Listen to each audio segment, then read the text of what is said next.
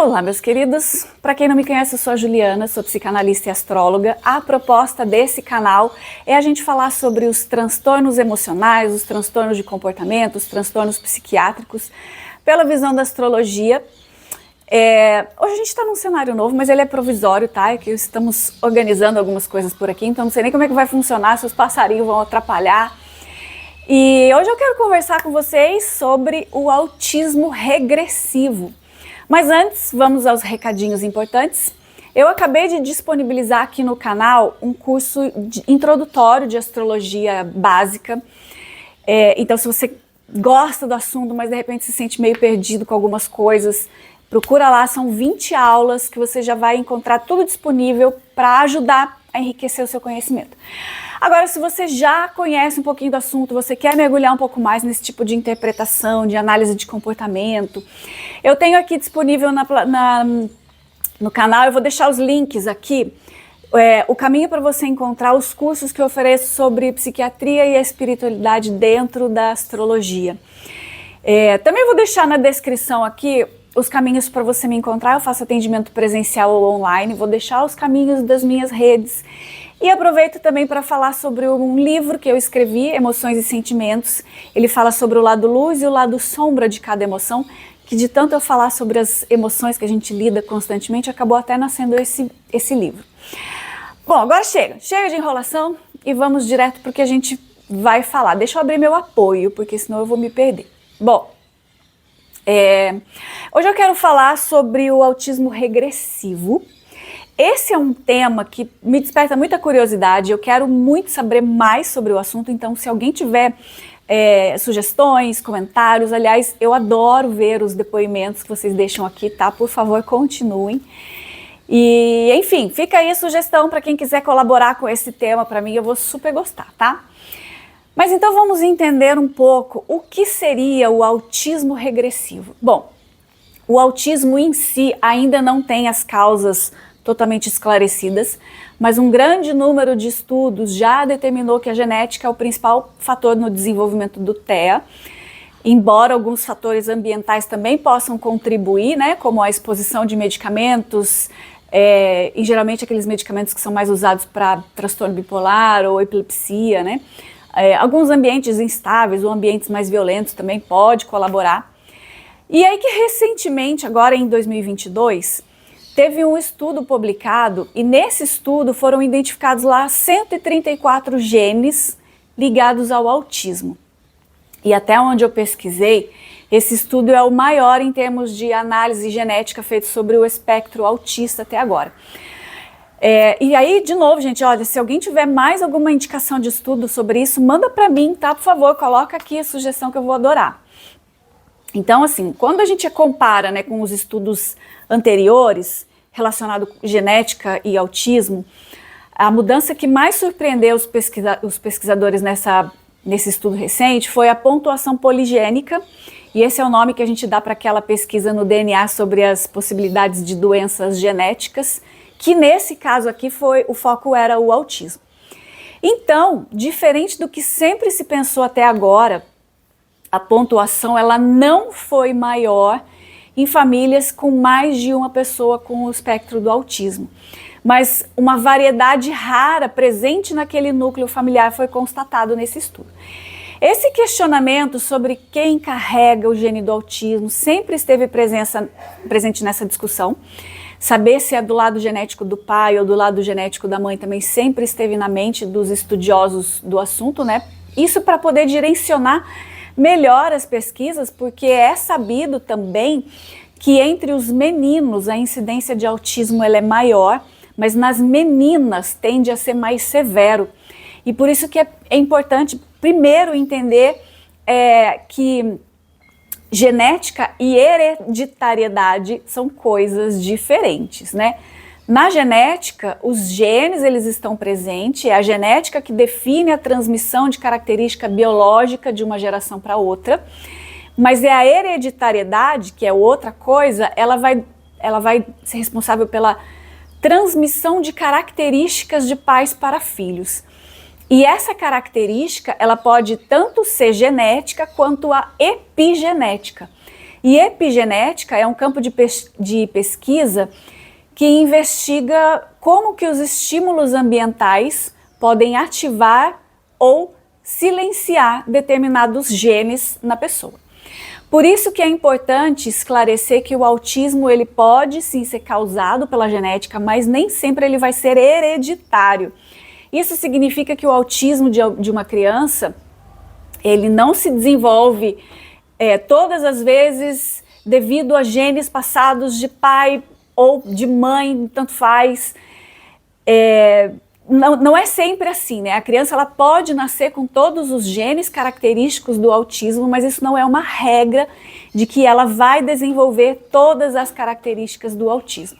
Além disso, autismo não é doença, é uma característica, portanto não existe cura. O que existe é o tratamento com o objetivo de melhorar a qualidade de vida dessa pessoa e dar mais autonomia para essa pessoa.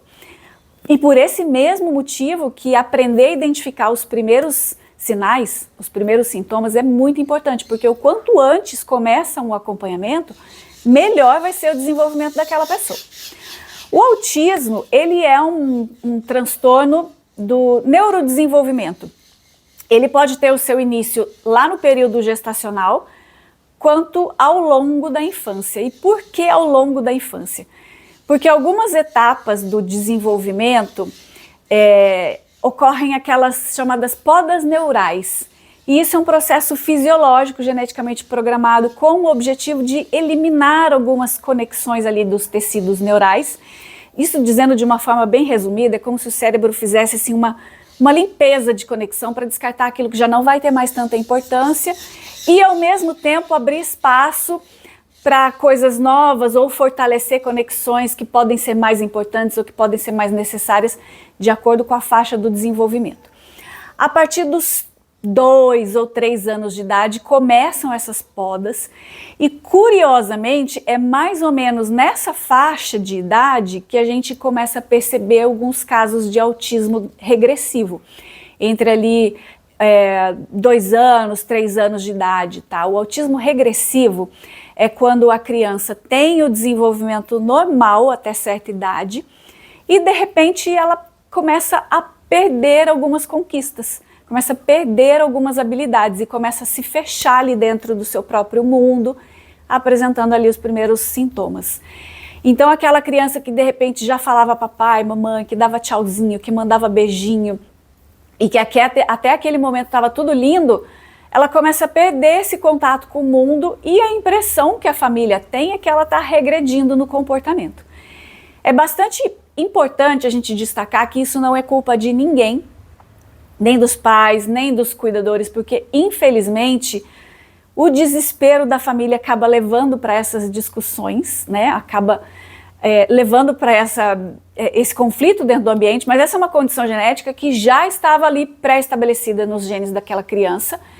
O porquê só se desencadeou no início das podas neurais é que ainda permanece um mistério, mas essa é uma condição que não é muito comum, não é usual a gente encontrar casos assim no consultório, mas os sintomas mais comuns são a dificuldade de contato visual, eles não atendem quando são chamados, a dificuldade de interação, então o bebê não imita os pais, não bate mais palminha, não manda beijinho, não interage mais.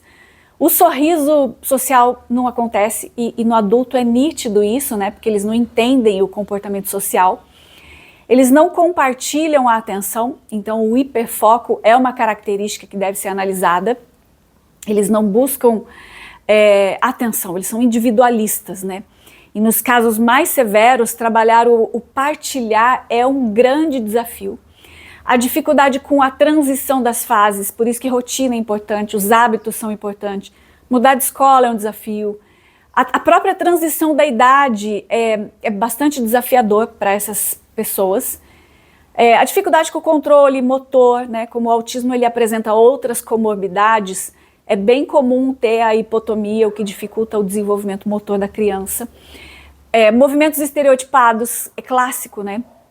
Repetição de movimentos, repetição de palavras, de balbuciar palavras, gostar de girar, de abanar as mãos também. O atraso na fala, eles não usam uma comunicação verbal, nos casos mais severos especialmente. A comunicação como um todo, ela acaba sendo bastante prejudicada, não precisa ser necessariamente na fala, mas na interpretação das coisas. Comportamentos sensoriais também, né, uma dificuldade com textura, tanto de alimentos quanto na pele, então etiqueta de roupa, tecido mais sintético, uma reação mais exagerada a cheiro, a barulho, né? Mas vamos ao caso de hoje. Qual é a história? Bom, esse é um cliente bastante especial. Chegou na minha vida como um presente porque me trouxe essa possibilidade de pesquisar um pouco mais sobre o tema. É uma criança que teve lá o seu desenvolvimento normal até os 18 meses, se eu não me engano. Deixa eu abrir meu apoio aqui que eu me perdi no texto. Começo a falar e me empolgo. Vamos lá. Até os 18 meses, quando a mãe começou a perceber que tinha ali algumas coisas diferentes. Gente, essa é uma parte das mais difíceis nessa questão, é conseguir a exatidão desse momento, porque o quanto antes a gente descobre, a gente consegue um tratamento mais adequado. Só que é muito difícil nesse começo, porque é uma idade onde cada dia é uma aventura. É uma palavrinha nova, é um jeitinho novo, uma manhãzinha nova, e tem outros fatores também que podem interferir, né, no comportamento. É um dentinho nascendo que deixa a criança ali mais azedinha, é uma escolinha, é uma virose. Então, realmente é muito complicado para a família conseguir interpretar, porque precisa descartar todas as outras possibilidades antes de dizer, bom, eu acho que realmente alguma coisa que não está certo. E com esse caso aqui não foi diferente, foram alguns meses até que a possibilidade de um diagnóstico pudesse ser realmente compartilhada com a família, e logo que isso aconteceu, a mãe me procurou para fazer o mapa astral dessa criança para levar na psicóloga, e eu fiquei muito feliz com a atitude das duas, né? Tanto da mãe quanto da psicóloga por ter sugerido isso, porque dessa forma a gente acaba se libertando desse estigma de que a astrologia é coisa de gente louca, né? Bom, vamos ao mapa. Vou colocar ele aqui, deixa eu chegar um pouquinho de ladinho para caber o mapa. Bom, vamos lá. Lembrando que as principais características do autismo pode ser dificuldade para interagir socialmente, dificuldade de manter contato visual, dificuldade para interpretar expressões faciais, compreender os gestos de comunicação, ou seja, a comunicação de modo geral, ela vai ficar um pouco comprometida. Eu acho que eu não preciso explicar aqui que a gente tem diversos níveis de autismo e que cada caso é um caso, do mesmo jeito que existem os mais leves, existem os mais complicados e cheio de comorbidades, então eu acho que eu não preciso entrar nesse detalhe. Nesse nosso caso aqui especificamente, a gente está falando de um caso de autismo regressivo e até onde isso vai progredir, jamais vamos saber, porque o mapa ele não é determinante de nada, ele apenas aponta sinais, certo? Eu sempre falo isso aqui. Mas também é nessa questão de olhar para o mapa que pode ajudar a família e a todos os desenvolvimentos da criança, porque o mapa vai dizer aonde que está o desafio e qual é a rota alternativa que pode ser traçada para melhorar aquela condição. E essa foi a intenção, tanto da psicóloga que sugeriu, quanto da família que aceitou a ideia. Esclarecida essa questão, vamos seguir em frente. E como o ponto focal está relacionado com a comunicação, é claro que esse vai ser o ponto de partida, né? Portanto, pessoas, a gente não vai entrar em outros detalhes, tá? Como vida sentimental, nada disso, certo? Não é o nosso foco. A primeira coisa que já me chama a atenção é que não tem planetas retrógrados. A gente sabe que um retrógrado indica uma debilidade, mas nesse caso não tem nenhum. E isso também ajuda a desconstruir aquela ideia daquela visão muito automatizada, sabe? E aí de ficar muito preso nas regrinhas, a gente tem que prestar atenção nos sintomas. E ficar preso nas receitinhas de bolo não ajuda muito. A gente tem que interpretar as características dentro do mapa e não ficar preso nas fórmulas de interpretação, certo? A não ser esse Plutãozinho aqui que tá, né? Ele tá no movimento estacionário, ele tá se preparando para fazer uma retrogradação. E eu tive essa curiosidade de olhar se ele estava se preparando para retrogradar ou para andar para frente. E ele começou a fazer a retrogradação alguns dias depois do nascimento dessa pessoa. Mas mesmo quando eu olhei na progressão do mapa, ele ainda continua no movimento estacionário, tá? Então é bem provável que seja uma vida inteira de um movimento estacionário de Plutão, por conta de Plutão ser muito lento. Bom, é um Plutão de casa 3, que é a casa da comunicação, e um Plutão de casa 3 sugere alguns desafios, especialmente na formação da parte cognitiva, né? Que pode acabar afetando na comunicação. Plutão, ele é o regente do ascendente dessa pessoa, é um ascendente que está em Escorpião, e isso já sugere algumas características escorpianas que podem estar presentes nessa comunicação. E olha só que interessante, quantos fatores responsáveis são por guiar essa comunicação. A gente tem aqui um Plutão na casa 3, que é a casa das comunicações, então é um Plutão guiado pelo ascendente, portanto ele carrega as características escorpianas, e essas características, quando elas estão em desequilíbrio, elas podem ser carregadas de mania de perseguição. Outro ponto, o Mercúrio dessa pessoa está em Touro, que é o oposto complementar desse ascendente, então aqui a gente já tem uma conexão estabelecida com esse Plutão na casa 3, duas na verdade, né? O fato de Plutão estar na casa 3, que naturalmente é a casa de Mercúrio, também sugere ali uma ligação. Então, mesmo que eles não estejam ligados por aspecto, eles têm ali uma sintonia, eles têm um certo envolvimento, e com isso a gente acaba esperando que a comunicação ela seja mais voltada para a lógica, porque tanto o Touro quanto o Escorpião têm essa facilidade, e também tanto um quanto o outro tem também essa facilidade para a concentração. Portanto, o hiperfoco pode sim ser uma característica, e hiperfoco é uma questão que a gente tem que analisar com cuidado quando a gente está falando de autismo. Outro fator interessante nessa conversa com Plutão é que ele faz um único aspecto aqui nesse mapa. Ele está fazendo um trígono com a Lilith, e para quem acompanhou as aulas, né, as aulas básicas, o aspecto de trígono ele pode ser bastante desafiador, porque ele é um aspecto fluido, ele só vai deixar fluir aquilo que já existe dentro da pessoa. E a Lilith, conversando com Plutão, pode sugerir diversos problemas. Coisas relacionadas com a destruição de si mesmo, e pode ser tanto física, né, uma questão de automutilação, quanto psíquica, tá? Esse pode ser um indicativo de uma pessoa que acaba que nunca mostra tudo de si mesmo, alguém que precisa de mais privacidade, então pode ser alguém que se fecha ali no seu próprio mundo, além de outros fatores como questões relacionadas com a persuasão ou a falta dela, questões com a comunicação. Traz também questões relacionadas com essa percepção elevada, uma sensibilidade elevada. Também a gente nota nessa conversa aqui de Lilith com Plutão. Essa Lilith, ela está fazendo uma oposição exata com o ascendente, então as características dela influenciam demais na apresentação pessoal, no jeito dessa pessoa existir.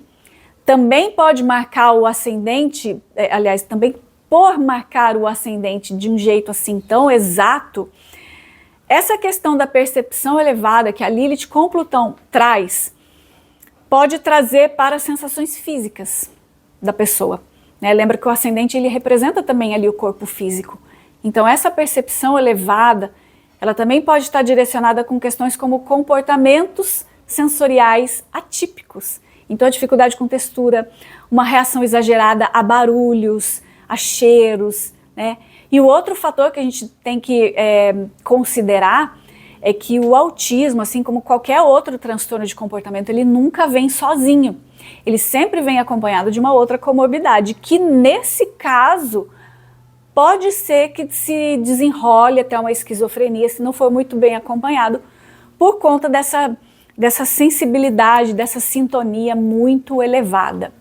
A esquizofrenia, gente, eu não vou falar muito sobre ela, mas ela faz parte do grupo A dos transtornos de comportamento, e um dos seus principais sintomas é a alucinação, delírio, pensamentos incoerentes, dificuldade de expressar emoção, às vezes um baixo funcionamento intelectual, uma agitação corporal muito grande. Mas esse não é o assunto de hoje. Eu só quis trazer aqui os sintomas, que é para ajudar na questão de observação, que geralmente pode estar associado com esse comportamento inconsciente ali de Escorpião no ascendente. especialmente se ele recebe uns aspectos assim tão difíceis de uma Lilith que está envolvida ali com Plutão.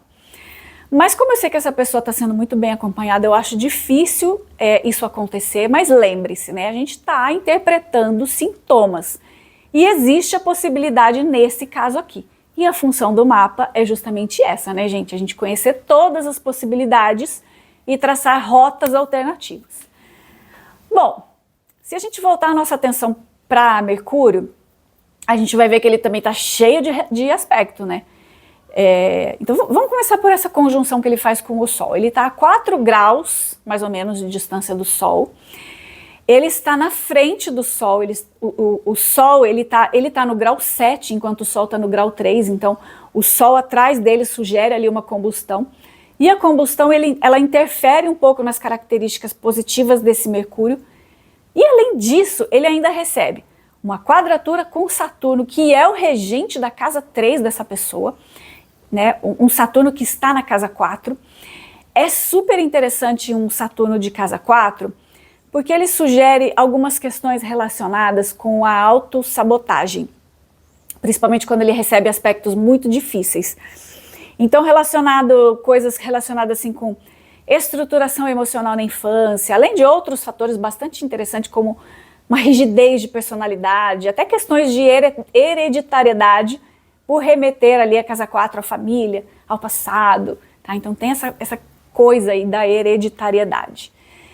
E essa herança, gente, ela pode ser a herança genética das características físicas, como a herança de comportamento. E é bem comum a gente ver pessoas que têm ali um Saturno de casa 4 perder muito tempo da vida preso nas lealdades familiares. Mas vamos seguir em frente. A quadratura de Mercúrio com Saturno por si só ela é bem difícil. Ela simboliza a presença ali de um rigor muito seco nas atitudes, sabe? Muita dureza. E isso pode ser interpretado tanto como um medo de falar, quanto uma inibição total, um mutismo às vezes até, né? E reparem que esse Saturno, ele está fazendo uma quadratura com Vênus também, então tem aqui uma baixa autoestima bem grande para essa pessoa.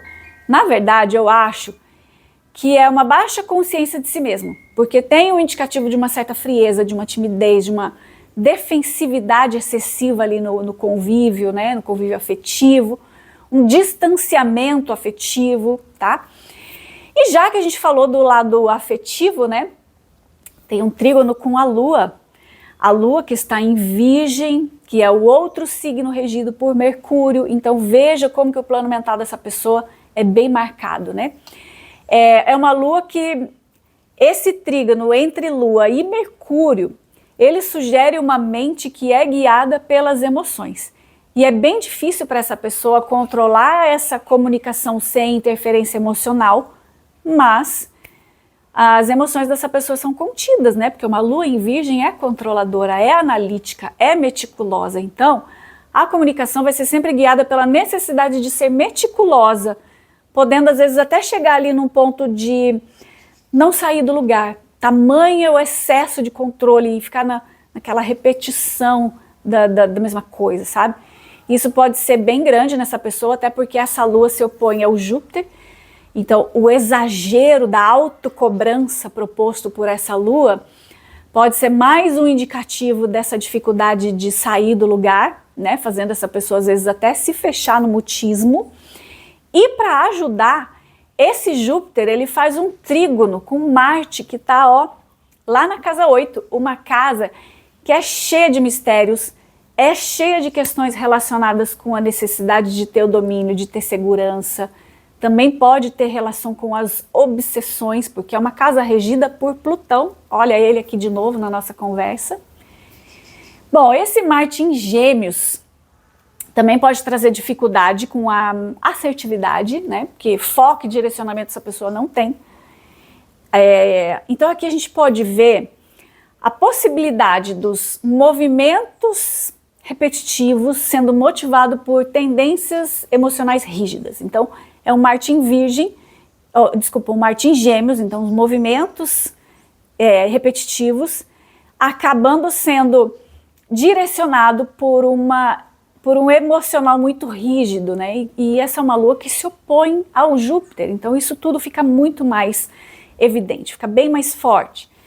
Gente, esses indicativos, eles não significam que qualquer pessoa que teria essa conjugação aqui teria a mesma interpretação, porque não é qualquer pessoa que tem esse marcador genético, tá? Poderia ser qualquer outra coisa. Poderia ser uma psoríase, porque o Mercúrio tem relação com essas questões alérgicas. Poderia ser lúpus, por conta dessa casa 6 aqui, toda cheia de atividades, né? Lúpus é uma doença autoimune, ela tem muita relação com a depressão, tem relação com a ansiedade crônica também, e com aqueles sentimentos de culpa tal, e essa e todos eles, né, Mercúrio se envolvendo ali com a Lua, uma Lua muito, muito rígida, de muita autocobrança, então isso é um prato cheio para desenvolver uma ansiedade crônica. Poderia ser epilepsia, porque esse Mercúrio ele faz uma conjunção com Urano, que sugere uma certa eletricidade, um curto-circuito pela essa representação que Urano faz, né?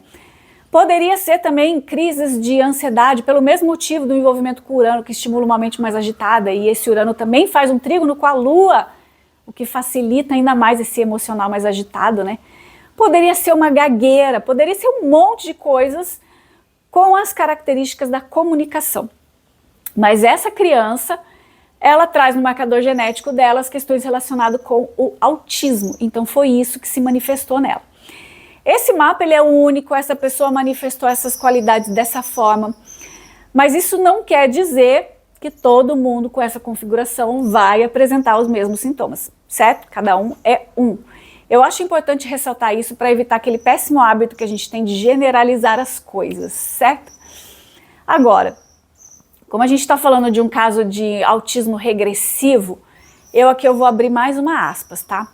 Não fui eu que dei esse diagnóstico, eu fui procurada pela família para entender de uma maneira mais profunda as possibilidades que poderiam vir com o desdobramento desse diagnóstico que foi feito por um outro profissional.